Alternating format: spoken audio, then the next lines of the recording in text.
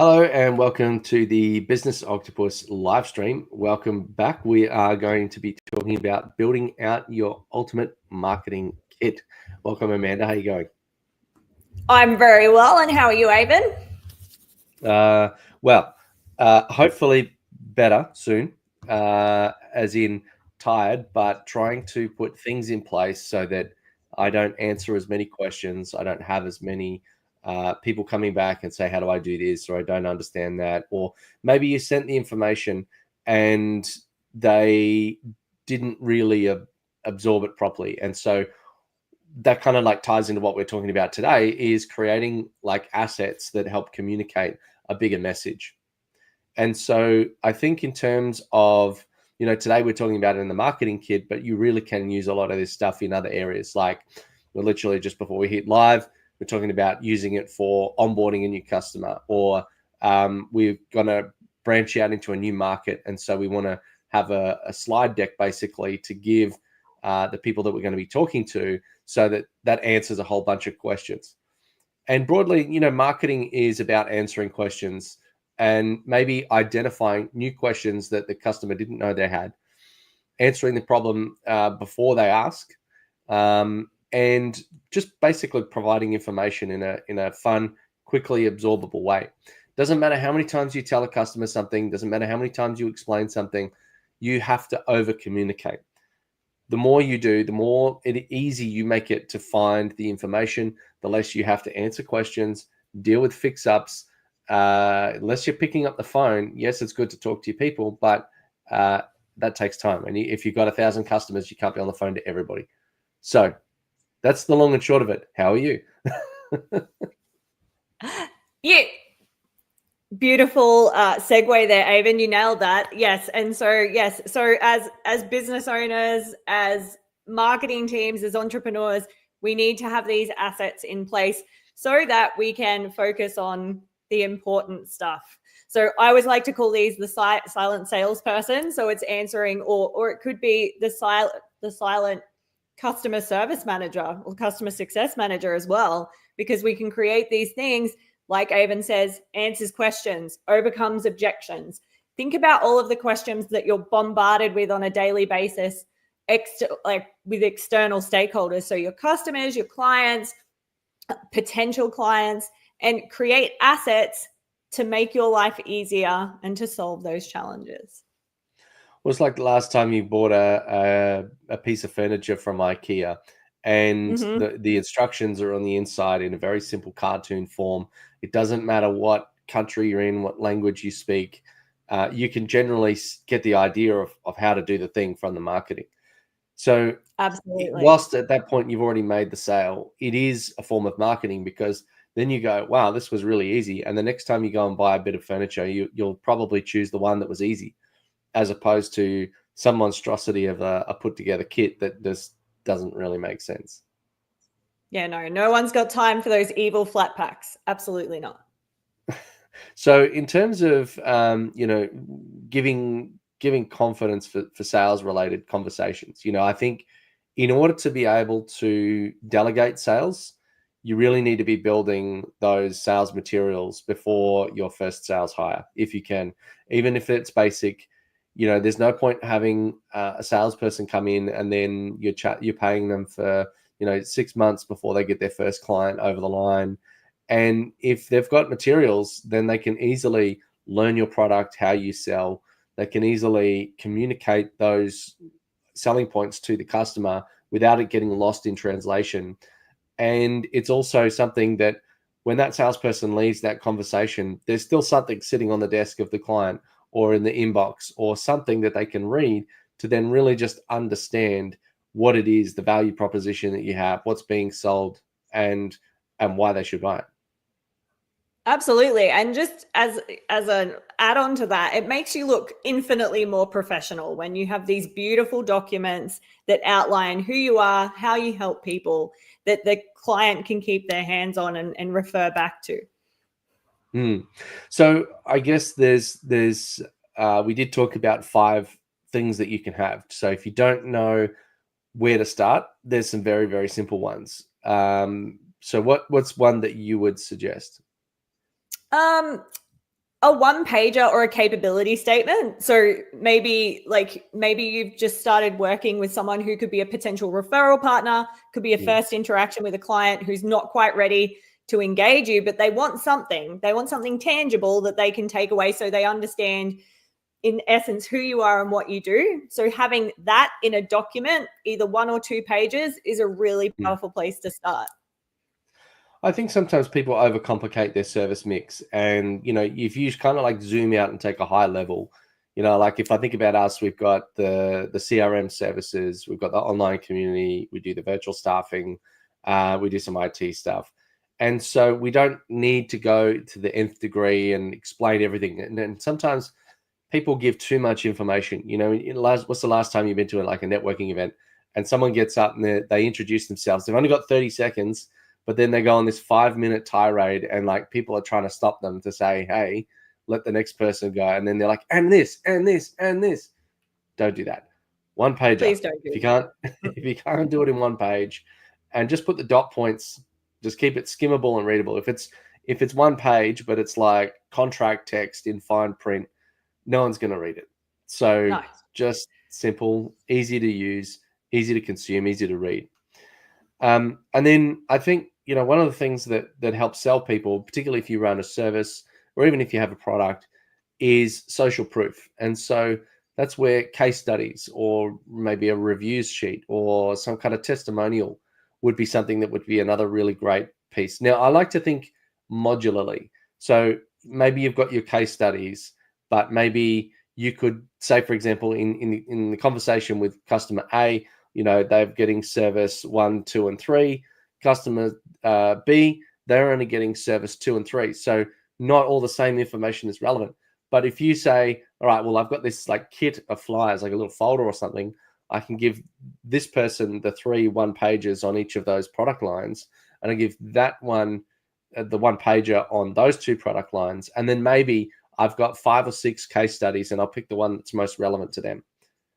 Exactly. We do the same thing. We structure it around industries because, the client wants to see themselves in your previous work, right? So we categorize it by industry and type of project, and we're able to attach that to proposals. Now, offer explainers. Do you want to talk us through that? Do you want to explain an offer explainer? Sure. So we have a couple of different products, and like we were saying before, keep your one pager nice, clean, and simple, and then you can have other documents that go into detail around a particular offer or a particular product or service that might be of interest to a particular potential client. So you would dig into what that product entails, what it might look like as it rolls out into their organization, how you've helped previous clients. You might take some testimonials or snippets of case studies and put that in there so that they have a really solid understanding of what problem that offer or that service will solve. So I think, when people think offers, they tend to gamify and try to overcomplicate or overthink about what an offer should be. They think they've got to come up with, like buy now and get a free set of steak knives, or, get 3 of these and then get 2. Like you're probably going to package it differently depending on the client need. Like you might have 3 or 4 service lines, but then you might have 3 or 4 different tiers of customer. Maybe there's the solo operator, someone who's just got a few staff, and then maybe the enterprise client. And so you need to look at it in different ways. So you don't need to build everything, but maybe you could have a document that says, we have something for where you're at in the cycle, or we only work with clients in this range. If that's you, we should talk. And because, like maybe you can go in and explain that a bit more and to say, we know that if you're too small, you don't really get the benefit of it. If you're too big, we can't really handle that. And so by being upfront about that, you actually have better credibility than trying to serve every single market. So I guess the next one is, seeing is believing, a demo deck. Do you want to talk us through that one? Yeah. So in our world, we've actually created a video that is our demo deck. So big thing for us is protecting our clients' IP. So we develop courses and training programs. So we've created a video where we've blurred some aspects out of the screen, and we show them the learning environment in the video and talk them through and say, hey, this was a client in this particular industry and we built this particular learning solution out for them, so they can actually see our work in action without compromising anyone's IP. So we do it a little bit differently. You might structure it as a PDF, and no excuses for not creating amazing looking documents, because everyone has access to Canva for like $18 a month, no excuses to make it look fabulous with all the features. So it depends on what product you're offering. How do you roll with that one, Avon? So like we have video, we do a lot of YouTube videos, and we use that as our way to explain what we do. And, you know, like I've sent playlist of videos to a particular client in advance. And then when I walked in, everybody knew my name. Everybody was familiar with what we do and how we do it. It wasn't a sales conversation with the other person across the desk, arms folded, saying, hey, what are you going to do for us? It was it turned out to be a 6-figure deal, and it was probably one of the easier things I've ever gotten to sign off. It wasn't like going through some like crazy procurement cycle. I've gone through far more complicated selling processes or purchasing procurement processes for a $3,000 sale than what I had done for a 6-figure sale. And it was because we had the brand asset that built that trust, to build that relationship, to answer questions, to kill off buyer objection before I even walked into the room.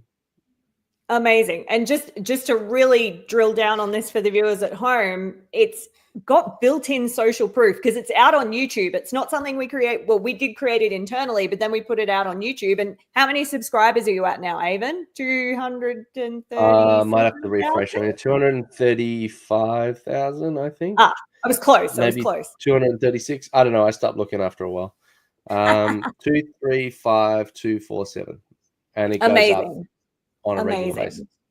So people see that when you send it across, and they're like, "Oh, yeah, this guy knows what he's talking about." Yeah.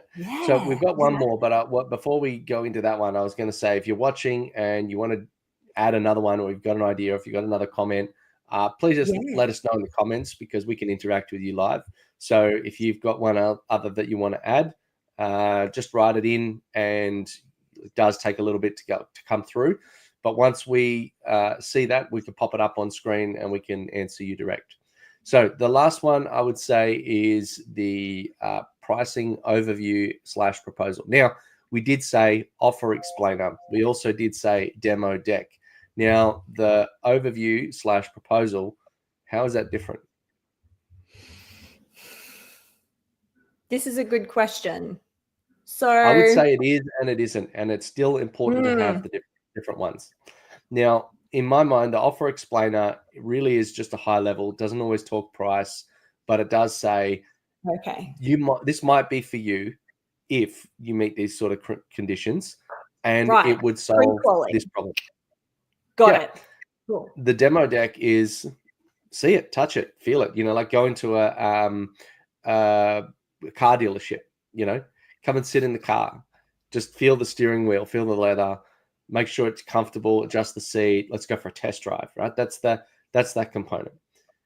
And you kind of do that, like particularly with if you sell a software, if you sell, maybe sometimes you can't always do a demo environment. Maybe it's a few screenshots. Maybe it's it's not something that's a full software. It might just be an integration, and sometimes there's like screenshots to that. Or if you have a service, maybe you could say that'd be like a video of you performing the service, like a lawn mowing. You could watch you do those edging and mowing and hedging kind of videos. And then the pricing overview proposal is probably the final boss of these pre-marketing materials, because ultimately you have demonstrated your value before you get to the point of showing them the price. If you're selling on price, like there's one, it was a lawn mowing client or a lawn mowing company, basically would always go above and beyond on every single job, never put price. And it was so much more expensive, but got so much word of mouth referral like to the point where he'd go and do the mowing and then have a dog treat for the dog and leave it with a little note and a card on the front door and say, hey, everything is done. By the way, we also did this. You didn't ask us to, but we did it anyway. And here's a little treat for your doggy. And Amazing. that like didn't have the price on it, but at least was able to demonstrate the value. Now that's a different element of marketing. That's referral. But I think the concept is a good one. So if you can demonstrate all of the value through all those other items, the case study, the one pager, the offer explainer, the demo deck, and then finally you get to the point of a price table, which might say, here's the gold, silver, bronze packages. Very cool. Very cool. But at least you had time to get to that point without having to just go, here's our dollars, buy or don't 100%. buy. Exactly. Yeah. Show the value first, team. That's where the magic is. So keeping it organized.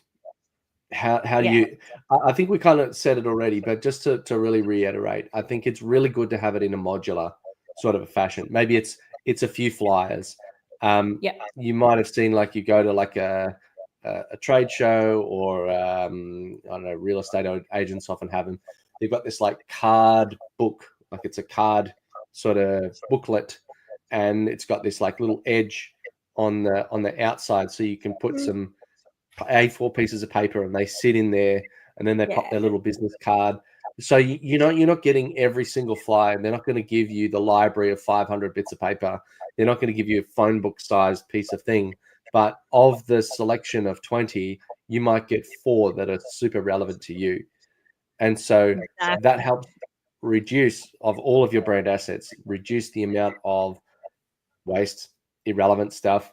70% of people choose one specific thing, or choose a brand that solves one specific problem. So when people are buying, they don't want to go to the everything guy. They want to go to the one that just does the thing that solves their thing. Or even if you do everything, have each of your product lines in a separate ad set, in a separate product stream, in a separate modular fashion, because then they're going to go, oh, I heard you do this. Yes. Cool. You might get to the other things later, but at least they've come in for that one particular thing. Absolutely. Right. Best way to attack it. And again, team, no excuses. If you have Canva, you can keep all of these things in a project. You can steal bits and pieces from one, add it to another. You can keep it all beautifully organized and have templates. You can get them printed. So a lot of times like I've got printed materials, which, directly from Canva, and it just cuts that one extra step, because what you used to have to do is create it in, like, we either pay a graphic designer to do it, or put it into a Photoshop, if you figure that out, and then you take the file, then you put it into Vistaprint or something like that, and then they come back and go, your coloring is wrong, your sizing is wrong, the print bleed edge is wrong, and that was quite frustrating. Now you can go into Canva and you go, I want to print this, and then it'll go, you might just want to move that thing one little bit to the left, and you're inside the print range. That is a massive improvement. And so I'd save like hours and hours of frustration. And so then you just click print. I want 50 of them, or I want 500, or I want 5,000, and they'll rock up on your door in a few days. Perfect. Easy. The dream. All right. So what's next? How to make it better? How to make it better? Tell me more. Oh, personalize. Yes. Oh, yes. Make it personalized. Yes. So when you're sending out proposals, case studies, personalize it for the person that's on the receiving end. So making sure that you're being intentional about what you're sending to whom. But also, like, say, for example, if you are doing it via an email, is, like you had the 20 or so resources that you could pull from, you're only going to grab these 3 and then say, hey, Amanda, it was great chatting to you about this issue, and here is the 3 that I think are most relevant to you.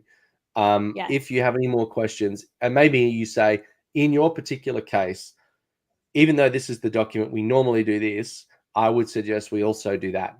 And then that helps to really personalize the experience and make it more relevant. So you can sort of say, well, in most cases, this is what we do, just so it gives you more credibility, because sometimes the customer doesn't know the other little facets of what is commonly done.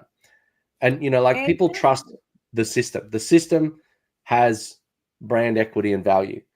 And what I mean that in saying that is that the word system, or the word process, or the word, I'll think of another word about that. I can't think of a third one, but basically, that kind of creates confidence in the customer. That's something that scales. That says input A, B, and C always leads to output X. So by giving it a system and a structure, now you've increased the brand equity of that particular service. Whereas if it's like, I'm some guru, I walk in, I like feel what direction the wind's going, I sniff the air, I listen to something, I poke something, and then go, here's the issue. You know, you don't want to be the horse whisperer. You want to be the let's say the patented horse training process. Yes, that's been done 1,000 times before. So we've proven it. Yeah. So there's no doubt that it's going to serve you at the highest level, and you will get the results you expect. Exactly. Yeah. Brand equity. All right. And then the last one being what you've already said a few times is make sure it looks the goods, the level of awesome that you deliver. Yes. Yeah, it absolutely. Anything marketing materials wise that goes out and is representing your brand has to be to the standard that you're delivering in your product or service. So we're not going to advertise, you know, a Michelin star restaurant with one of those A4 pizza store flyers that are yellow with black text that look like it's been photocopied 38 times. Or a blank slip of paper and a texter going, you know, well, I think there was one, it actually made the media. It was an Apple store, and they just had a handwritten note and said closed for Mother's Day or something like that. So people took photos and went, this is like someone got fired. Someone got fired for that, no doubt. That's not on. So yes, look the goods. Look like you know what you're doing, and if you don't know what you're doing, just look like you know what you're doing. So exactly. Anyway. Well, I think we've covered a fair amount, and hopefully someone somewhere has gotten some value from that. If you're watching and you like what you hear, we definitely love a subscribe. Please join us every Friday morning at 8:30 a.m. If you would like to ask better questions, you can join the Relevate community down below. Alternatively, you can put it in the comments section, but in the community, we've got a whole bunch of other amazing humans that can help answer questions and solve problems for you. Otherwise, we really do appreciate you watching. Take care, and you stay classy. Catch you next time.